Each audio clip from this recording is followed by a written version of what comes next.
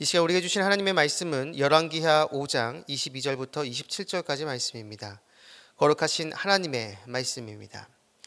그가 이르되 평안하나이다. 우리 주인께서 나를 보내시며 말씀하시기를 지금 선지자의 제자 중에 두 청년이 에브라임 산지에서부터 내게로 왔으니 청하건대 당신은 그들에게 은 1달란트와 옷 2벌을 주라 하시더이다.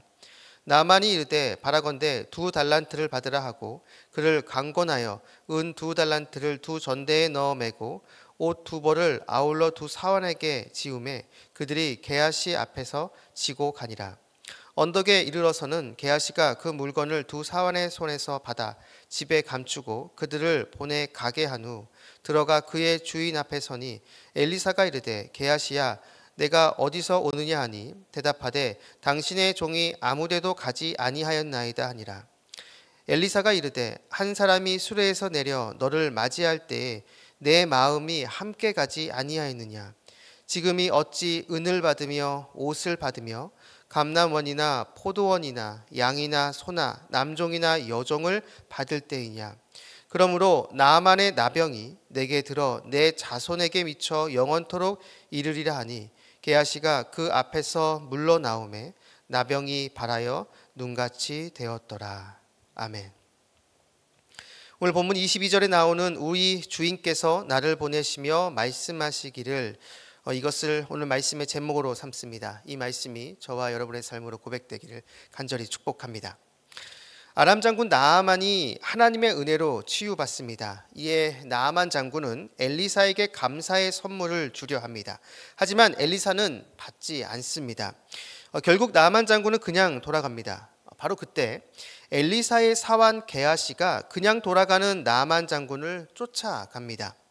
그리고 그에게 선지자의 제자 2명이 왔다고 거짓말을 하고 은 2달란트와 그리고 옷 2벌을 달라고 이야기를 하죠. 나아만 장군은 은 2달란트를 주면서 게하시에게 가지고 가라라고 말합니다. 게하시는 받은 물건을 언덕에 이르러 그곳에 있는 집에 감추고 주인인 엘리사에게 아무 일도 없었듯이 갑니다. 그러나 엘리사는 게하시의 모든 상황을 다 알고 있었고 결국 게하시에게 나아만 장군의 나병이 갈 것이다 라고 선포하죠. 결국 게하시에게 나병이 나타나게 됩니다. 우리는 이 내용에서 탐욕의 결과를 봅니다. 엘리사는 나아만 장군을 고친 분이 하나님이심을 알았습니다. 전적인 하나님의 은혜였습니다. 만약 여기서 어떠한 대가를 받으면 자칫 이방인인 나아만 장군에게 그릇된 인상을 줄 수 있습니다. 다른 고대 이방의 우상처럼 하나님도 거래할 수 있는 그러한 신으로 오해를 줄 수 있기에 엘리사는 일부러 아무것도 받지 않은 것입니다. 하지만 그 모습을 다 지켜보고 있던 게하시의 마음에는 하나님에 대한 생각이 하나도 없습니다. 오직 나아만 장군 손에 들려있는 물질, 돈에만 관심이 있을 뿐입니다. 그것을 받지 않은 엘리사를 이해 못할 뿐더러 그냥 돌려보내서는 안 된다고 생각한 것이죠. 그래서 게하시는 나아만 장군을 쫓아가고 그에게 거짓말로 그가 가지고 있던 물질, 돈을 받은 것입니다. 본문은 짧은 내용이지만 우리 안에 자리 잡고 있는 탐욕의 모습을 잘 보여줍니다. 본문 22절을 보면 그가 이르되 평안하나이다. 우리 주인께서 나를 보내시며 말씀하시기를 지금 선지자의 제자 중에 두 청년이 에브라임 산지로부터 내게로 왔으니 청하건대 당신은 그들에게 은 1달란트와 옷 2벌을 주라 하시더이다. 게하시는 떠나는 나아만 장군을 쫓아가 만났을 때 나아만 장군은 게하시에게 평안하냐라고 묻습니다. 그러자 게하시는 평안하다라고 말하면서 거짓말을 합니다. 선지자의 제자 2명이 왔는데 그 사람들에게 줄 선물이 필요해서 그것을 달라라고 이야기를 하죠. 이 내용은 분명 거짓말입니다. 그런데 조금만 다르게 생각해 보면 전부 틀린 것이 아님을 알 수 있습니다. 게하시는 나아만 장군에게 우리 주인께서 나를 보내시며 말씀하시기를 이라고 말합니다. 여기서의 주인은 당연히 엘리사입니다. 하지만 실제로 이 주인은 게하시 마음에 자리 잡고 있는 탐욕입니다. 탐욕에 사로잡혀 그 탐욕에 지금 끌려다니는 탐욕의 종으로 게하시는 지금 행동하고 있는 것이죠. 그러니까 지금 게하시가 말하는 이 주인은 탐욕으로 볼 수 있습니다. 게하시는 의식하지 못했겠지만 적어도 나만 장군에게 간 바로 그 순간 게하시의 주인은 그의 마음 가운데 자리 잡고 있었던 탐욕이었던 것이죠. 그 탐욕이 게하시를 보냈고 나만 장군에게 말하게 한 것입니다. 우리 안에 자리 잡고 주인 행세하는 탐욕은 만족을 모릅니다. 본문에서 게하시의 악행이 엘리사에게 발각되고 하나님의 심판이 게하시에게 임합니다. 그런데 만약 게하시가 걸리지 않았다면 어떻게 됐을까요? 이것은 엘리사의 말을 통해 알 수 있습니다. 본문 26절을 보면 엘리사가 이르되 한 사람이 수레에서 내려 너를 맞이할 때에 내 마음이 함께 가지 아니하였느냐. 지금이 어찌 은을 받으며 옷을 받으며 감람원이나 포도원이나 양이나 소나 남종이나 여종을 받을 때이냐. 게하시는 나만 장군에게 은 2달란트와 옷 2벌을 받았습니다. 그런데 엘리사는 은과 옷뿐만 아니라 감람원과 포도원, 양과 소, 남종과 여종을 받을 때냐라면서 질책합니다. 여러분, 이것은 게하시가 받은 게 아닙니다. 게하시는 은과 옷만 받았을 뿐입니다. 하지만 엘리사의 이 말은 게하시 안에 있는 탐욕을 제어하지 않고 그냥 방치하게 되면 점점 더 큰 것을 탐하게 될 것임을 예견하는 예언적 발언입니다. 바로 이것이 탐욕의 속성이라는 것이죠. 탐욕이 우리 안에 주인으로 자리 잡게 되면 그 탐욕은 만족을 모릅니다. 전도서 5장 10절을 보면 은을 사랑하는 자는 은으로 만족하지 못하고 풍요를 사랑하는 자는 소득으로 만족하지 아니하나니 이것도 헛되도다. 만족하지 않아 더 큰 것, 더 많은 것을 탐하는 그 탐욕이 결국 사람을 수렁으로 끌고 가게 된다는 것이죠. 게하시는 나만 장군에게 받은 물질, 그 돈을 자신의 집에 감춥니다. 본문 24절을 보면 언덕에 이르러서는 게하시가 그 물건을 2 사환의 손에서 받아 집에 감추고 그들을 보내 가게 한 후 나만 장군에게 받은 은 2달란트와 옷 2벌을 자신의 집에 게하시는 감춥니다. 그런데 24절을 보면 게하시의 집이 언덕에 있었다라고 나옵니다. 이 언덕에 해당하는 히브리어 단어가 오펠인데요. 이것은 성체, 성곽을 의미합니다. 즉 도시를 보호하기 위해 둘러싼 벽과 같은 것을 이야기하는 것이죠. 그러니까 게하시의 집은 지금 성체, 성곽으로 둘러싼 도시 안에 있었던 것입니다.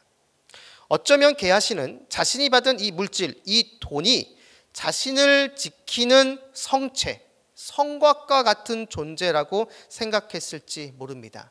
자기가 힘들고 자기가 어려울 때 자신을 구원해 줄 그 대상은 바로 이 물질, 돈이라고 생각한 것이죠. 그런데 여러분, 이 히브리어 오펠에 또 다른 의미가 있습니다. 그것은 바로 종양, 종기라는 뜻입니다. 이 오펠에 쓰인 다른 용례를 보면 사람 몸에 생긴 종양이나 종기 같은 것을 표현할 때 쓰입니다. 게하시는 물질, 돈이 자신을 지켜주는 성체, 성곽으로 생각해서 그것을 탐했지만 그 욕망이 영적인 임계점을 넘어서는 그 순간 그 물질은 자신을 지켜주는 성체, 성곽이 아닌 게하시 본인을 망가뜨리는 종기로 변하게 된 것입니다. 이 일로 그는 자신뿐만 아니라 자손 전체가 하나님의 심판을 받아 나병 환자가 됩니다. 이렇게 오늘 본문은 하나님과 상관없이 절제되지 않은 탐욕의 결과를 우리에게 보여줍니다. 사랑하는 여러분, 우리 안에도 때로는 절제되지 않는 탐욕이 자리 잡아 우리를 이끌고 갈 때가 있습니다. 그것이 성적인 것이든 그것이 돈이나 어떠한 물질이든 간에 그것이 우리 안에 주인 행세하며 우리를 지배할 때가 있다라는 것이죠. 그렇다면 그러한 유혹 앞에 우리는 어떻게 대처해야 하는가? 본문은 이것에 대해서도 한 가지 가르침을 줍니다. 바로 엘리사의 말인데요. 엘리사가 게하시에게 한 말, 바로 26절을 다시 한번 보겠습니다. 엘리사가 이르되 한 사람이 수레에서 내려 너를 맞이할 때에 내 마음이 함께 가지 아니하였느냐. 지금이 어찌 은을 받으며 옷을 받으며 감람원이나 포도원이나 양이나 소나 남종이나 여종을 받을 때이냐. 엘리사는 말합니다. 게하시가 나아만 장군을 만나러 갔을 때 엘리사의 마음이 함께 갔다고 말이죠. 즉 게하시는 아무도 보지 않고 나 혼자만 나아만 장군을 만났다라고 생각했지만 바로 그 순간 그 자리에 엘리사의 마음도 함께 했던 것입니다. 그렇습니다.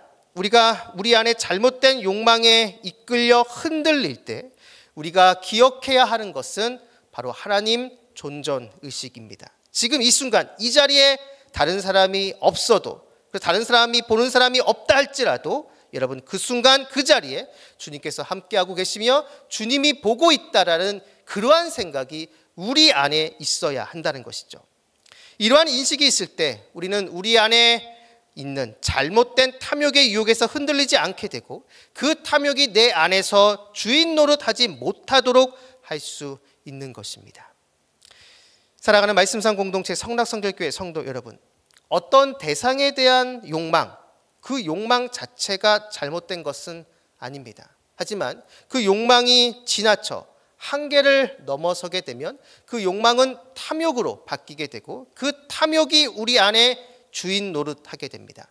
내가 탐하는 그 대상이 나에게 기쁨과 내 안전을 지켜줄 것이라 생각하지만 그 욕망이 지나치게 되면 오히려 그 대상이 나를 망가뜨리는 종양과 같은 존재가 되는 것이죠. 우리는 그 탐욕이 더 커지기 전에 끊어야 합니다. 그 방법은 오늘 본문에서 살펴본 것처럼 내가 있는 그 자리에 주님이 함께 하신다는 생각을 지속적으로 묵상하는 것입니다. 아무도 보는 사람이 없지만 그 자리에 주님께서 보고 계시고 주님께서 알고 계시다라는 것을 계속해서 기억하는 것이죠. 이러한 의식이 있을 때 내 안에 탐욕을 제어할 수 있는 힘이 생기게 되고 내 안에 오직 주님만이 주인으로 자리 잡을 수 있는 것입니다. 바라기는 이곳에 계신 여러분 모두가 오늘 이 말씀을 기억하시면서 오늘 하루도 내가 주님 앞에 있다라는 생각으로 주님과 동행하며 주님의 말씀으로 승리하는 저와 여러분 우리 모두가 되기를 주님의 이름으로 축원합니다. 기도하겠습니다. 우리의 모든 것 되시는 아버지 하나님, 오늘도 우리에게 말씀을 주시고 이 말씀을 붙잡고 기도하게 해주심을 진심으로 감사드립니다. 내 안에 탐욕이 왕노릇하지 못하도록 역사하여 주옵소서. 내 안에 내가 죽고 오직 내 안에 주님만이 살아계심으로 주님만이 왕으로 내 안에 좌정하여 주시옵소서. 내가 주님 앞에 있다라는 생각을 계속하게 해주시고 주님의 뜻대로 살아내는 우리 모두가 되게 하여 주옵소서. 오늘 하루의 첫 시작입니다. 오늘 하루 동안 우리 모든 성도님들과 함께 해주셔서 길의 위험과 사람의 위험과 여러 환경의 위험에서 우리를 지켜주시고 무엇보다 우리 마음속에서 우리를 끊임없이 유혹하는 음란과 거짓과 교만과 탐욕의 유혹에서 우리를 건져 주옵소서. 감사드리며 예수님의 이름으로 기도드립니다. 아멘. 공동기도문입니다. 지금 들은 말씀이 내 삶으로 이어지게 하옵소서. 동네 세매주 성경 말씀 묵상을 통해 말씀의 깊이가 있는 말씀상 공동체 성락성결교회가 되게 하옵소서. 우리나라의 혼란한 사태가 빨리 안정되어 국민이 행복하게 사는 대한민국이 되게 하옵소서.